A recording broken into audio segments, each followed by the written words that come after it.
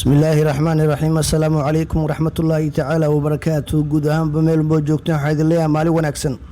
كسر دماذا شيك لما قاعد بحدي قروح ذي جو قاعد إلى نيم قلمين شيك كذا نوحد أحمد تويل يا جبر الصومالية دو كسرنا مقالة عاصمة مقدشو ويل كحلو مقعد بجرا فارح قبلنا مقعد وحوا صفيو فارح يا صفيو وحي هايين أرضي وذا دكتور جامعة كتها لما قالت عاصمة مقدشو maalmihii ugu dambeeyay ayay xiriir wadaag ahaayeen maadaama uu jiray keelitaan qofba qofka kale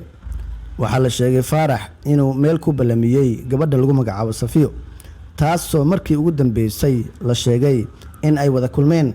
Faarax iyo Safiyo ayaa ku heshiiyay inay sameystaan xiriir jacayl kaasoo gundhig u ah mustaqbalka dambe waxaana la sheegay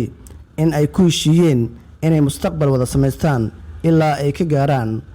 xilliga ay iskuursanayaan waxa dhacday Faarax inuu u sheegay gabadha inuu aad u jecel yahay inta badanna uu jecel yahay jooggeeda balse Safiyo waxa uu sheegtay in ayadaba aysan ka liidan oo dareen jacayl ay u qabto halka ayaa maalinkii lagu kala tagay muddo 3 maalin kadib ayaa Faarax waxa soo wacay Safiyo waxayna u sheegtay in gurigeeda ay ku casuumayso Faarax oo aad u dhoola cadeynaya ayaa waxa uu dhahay waan filayaa casuumaadan quruxda badan aad ii sameysay inaan ka heli doono Faarax oo aad u soo labistay isla mar ahaantaana dhaxda soo dhuuqsaday kaasoo qofkii arkaaba marna uu ka jeesanin ayaa tagay gurigii Safiyo si qurux badan ayaa lagu soo dhaweeyay qolka martisoorka oo loogu talagalay martida lagu sooro halka waxa ka dhacday sheeko romantiga oo dhaxmartay Faarax iyo Safiyo maalmo yar kadib waxaa la sheegay Safiyo wiil ilma adeer ay yihiin in adeerkeed uu u sheegay inuu rabo in gabadha uu ku darsado wiilkaasi Safiyo oo erayadaas aad uga xanaaqsan ayaa wacday Faarax una sheegtay in adeerkeed wiil uu dhalay oo dibadda jira lagu dari doono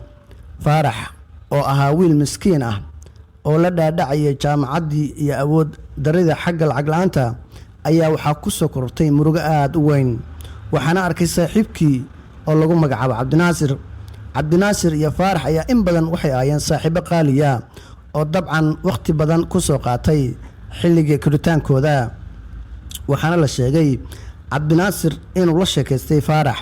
kadibna Faarax uu sheegay gabar uu jeclaaday in uu guursado uu doonayay in gabadhaas wiil ay ilma adeer yihiin la doonayay in lagu daro xilligaasna uusan haynin wax lacag ah oo gabadhaas xitaa uu ku doonan karo maadaama gabadha la soo doono rabo waxaa la sheegay Cabdinaasir lacag $5,000 inuu Faarax gacanta ka saaray isla mar ahaantaana uu dhahay haddaad adiga hay lahayd iyo haddaan aniga hay lahaaba laba qof oo wax kala qaata manihin laakiin waxaana laba qof oo wax isku hibeeyo lacagtana adiga ku hibeeyay maadaama jacaylkaagu daacadii isla mar ahaantaana xilligan wax gacan aad ku haynin Safiyo ayaa waxa wacay Faarax waxa uu sheegay in guur ay u diyaar garowdo balse reerkeeda ayaa diiday oo sheegay in wiil ay ku darsadaan gabadhaasi Faarax muusa yeelin warka loo sheegay odayaal ayuu soo waday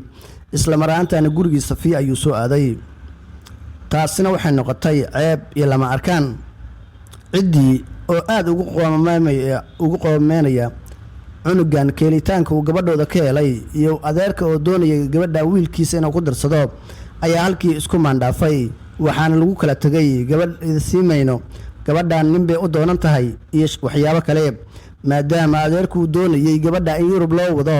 balse ayaduna jacaylkeedii aad ugu baahneed sheekadan qaybtii koowaad inta ay ku egtay qaybta kalena waxa isku soo xiri doona soo diyaari doono anigoo Cali Maxamed Muuse Al-Cadaala sida iyo nabadgelyo assalaamu calaykum waraxmatullaahi ta'ala wabarakaatuh بسم الله الرحمن الرحيم. السلام عليكم ورحمة الله تعالى وبركاته. جود أهم بميل بوجوكتين حيد الله مالي ونكسن كسر دماذا شيك لما قاعد بحدي قروح ذي جو قاعد إلى نيم